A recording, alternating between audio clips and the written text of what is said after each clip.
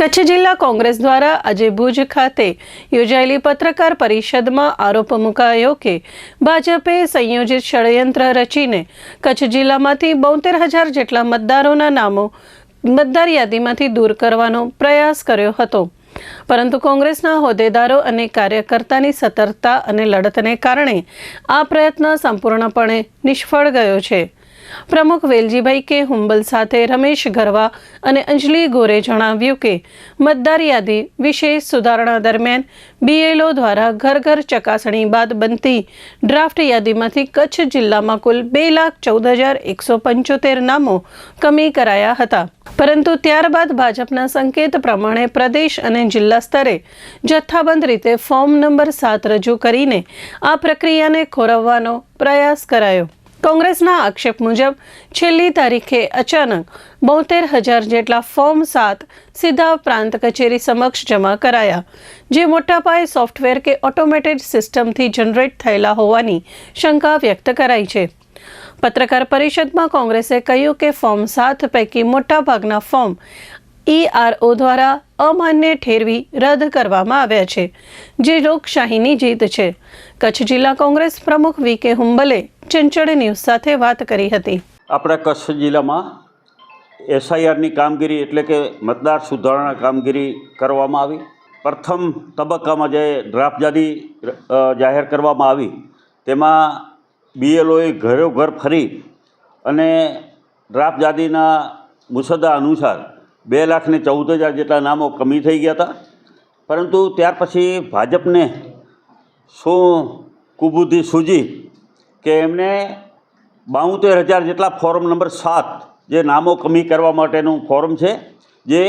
જથ્થાબંધ રીતે જુદી જુદી પ્રાંત કચેરીઓમાં રજૂ કરવામાં આવ્યા। આ નવાઈની બાબત તો એ છે કે આ 72,000 ફોર્મ જે રજૂ થયા ત્યાર પછી કોંગ્રેસના આગેવાનો, હોદ્દેદારો, કાર્યકરોની જાગૃતતા અને લડાઈને કારણે અમે જે લડત કરી કે ભાઈ આ 72,000 ફોર્મ જે BLOએ ઘરોઘર ફરીને તો મતદાર યાદી તૈયાર કરી છે, એના પછી આ 72,000 ફોર્મ ક્યાંથી આવ્યા, કોને રજૂ કર્યા, કોની સહીથી રજૂ કર્યા, અને આની લડાઈને કારણે આ 72,000માંથી માત્ર 3,000 ફોર્મ માન્ય રહ્યા, 69,000 ફોર્મ અમાન્ય એટલે કે રદ કરવામાં આવ્યા, સ્વીકાર્યા જ નહીં। એનો મતલબ એ થયો કે ભાજપના નેતાઓના ઇશારે, ભાજપના આગેવાનોના ઇશારે આ ફોર્મ રજૂ કરવામાં આવ્યા હતા, જેમાં નામો ખોટા હતા, સહીઓ ખોટી હતી, મોબાઈલ નંબર ખોટા હતા, ચૂંટણી કાર્ડના નંબર ખોટા હતા, અને અમારી માંગણીની રજૂઆત એવી હતી કે આ ફોર્મ આવ્યા ક્યાંથી તમે મેળવ્યા એની તપાસ કરવામાં આવે અને જે પણ જવાબદાર હોય એની સામે ગુનો નોંધવામાં આવે, કારણ કે કાયદાની જોગવાઈ મુજબ કોઈ પણ મતદાર યાદી સાથે ચેડા કરે, ખોટી માહિતી આપે તો એમાં સજાની જોગવાઈ છે, અને આ સજાની જોગવાઈ મુજબ ગુનો નોંધાય એના માટે આજે અમે SP કચેરીને આવેદનપત્ર આપવાના છીએ। અને આ આવેદનપત્રમાં મુખ્ય મુદ્દો અમારો એવો છે કે આ જે ફોર્મ બધા રજૂ થયા એના ષડયંત્રમાં, જેને મદદગારી આપણે કહીએ તો મદદગારીમાં ગુજરાત પ્રદેશના પ્રમુખ ભાજપના અને આપણા જિલ્લાના પ્રમુખ ભાજપના જે બંનેએ ષડયંત્ર કરી એક ષડયંત્રના ભાગરૂપે જીવતા માણસોના નામો કમી કરવાનું એક કાવતરું કર્યું। મિત્રો, નવાઈની બાબત તો એ છે કે 69,000 જેટલા ફોર્મ ખોટા રજૂ કર્યા એટલે ગંભીર બાબત કહેવાય, અને આજે આપણી ચૂંટણી પ્રક્રિયાને આખું વિખેર કરી નાખવાનું એક આ વ્યવસ્થિત કાવતરું હતું। ભયંકર આઝાદ ભારતના ઇતિહાસમાં કદાચ આવું ક્યારે કાવતરું નહીં થયું હોય।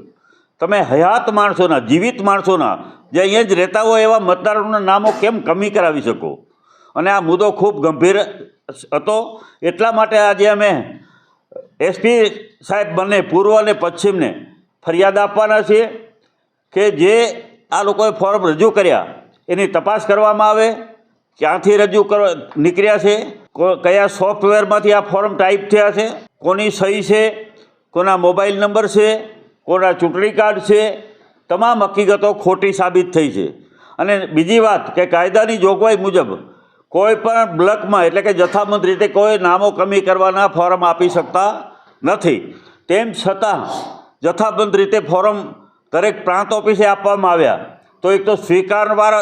સ્વીકારનારનો પણ ક્યાંક ને ક્યાંક દોષ ગણાય, ગુનો ગણાય કે એને આટલા જથ્થાબંધ ફોર્મ જે BLO પાસે સમક્ષ રજૂ કરવાના હતા એને બદલે પ્રાંત કચેરીએ કેમ રજૂ કર્યા અને સ્વીકાર્યા કોને, એની પર તપાસ ક્યાંક ને ક્યાંક થવી જોઈએ. આ અમારી રજૂઆત અને માંગણી છે.